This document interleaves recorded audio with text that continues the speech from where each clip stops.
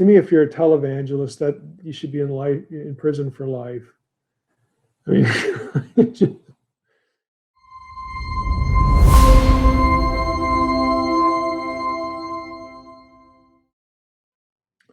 well, I'm in favor of believers making as much money as they can possibly make through lawful, legitimate means, with the foresight, knowing intentionally that there are going to be poor people within their congregations, people who need their rents paid, people who need a job. They should be hiring Christians.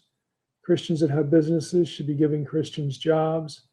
They should be making as much profit as they can without being onerous or dishonest, to their employees, because they should be using that profit for the kingdom, for the glory of God, not so that they can go to Tahiti. I don't have anything against Tahiti or places like that, but you get the idea. And I don't want to create the impression I'm a killjoy, even though that would be easy for me to do, because I largely am. I tend to be stick in the mud, but I'm quite pragmatic, when it comes to this. Money and wealth should be viewed as a tool and nothing else. It should be used as a tool to further the kingdom of God, giving Satan and his minions a hard day. That's what wealth should be doing. It should be making money, planning on how to use money, and using money in such ways that further the kingdom of God. There's the loophole, furthering the kingdom of God. What I mean by that, and what somebody else might mean by that, might be two different things, and I understand that. Because to me, a lot of money is wasted in the church. To me, if you're a televangelist, that you should be in prison for life. I mean, the amount of money that people get bilked out of every year is just staggering. And then the stuff we spend it on as Christians. Again, invest it in something else that's going to make more money, and then distribute that money according to the need within your local congregation, and support ministries that are doing that on scales that you can't replicate. Why did we rebuild Noah's Ark? I mean, honest to God, why do we have a museum of the Bible? I'm treading a little bit on my own territory here. I like museums. I like the Bible. And I do think that our culture needs to have the Bible viewed positively. This is a good cultural thing. And so I can see something like having a museum of the Bible, that might be worthwhile. But there's a significant part of me that thinks that is one colossal waste of money. Of course, I would deserve to be asked the question, well, what would you spend it on?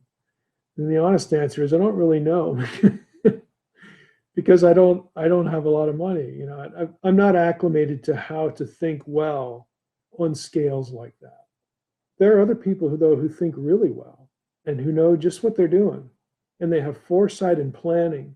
Their whole economic enterprise as a business person or as an investor, it's run on ministry foresight, and they do it well. They're gifted in that respect. So that's how I would answer the question broadly. I don't have a whole lot of experience. I'm kind of money and math dumb. But there's just part of me that has to wonder, what in the world are we thinking? If I'm a big donor to rebuilding the Ark of Noah, if I devoted hundreds of thousands of dollars to that, and there are people in my church that can't pay their rent, I should be ashamed. That's how I think about it. I should be ashamed.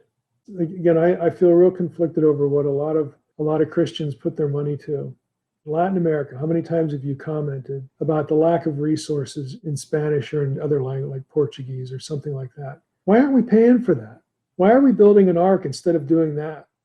I can pretty much guarantee that putting scriptural resources into the language of these people groups, commentaries, encyclopedias, dictionaries, whatever it is, that would far exceed the ministry value in the long run than having an ark replica in Kentucky.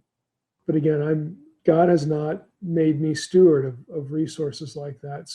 But I think I have enough common sense to ask the good question. There's so much that could be done that doesn't get done because we're giving money to ministries like this group who wants to argue with this other group. Look at the way we fund intramural Christian argumentation. I mean, I'm all for apologetics, trying to keep people in the faith and persuade people of the coherence of the gospel and the Bible, and I'm all for that. I'm talking about groups that exist mainly to debate other groups within the Christian family, within the Christian orbit.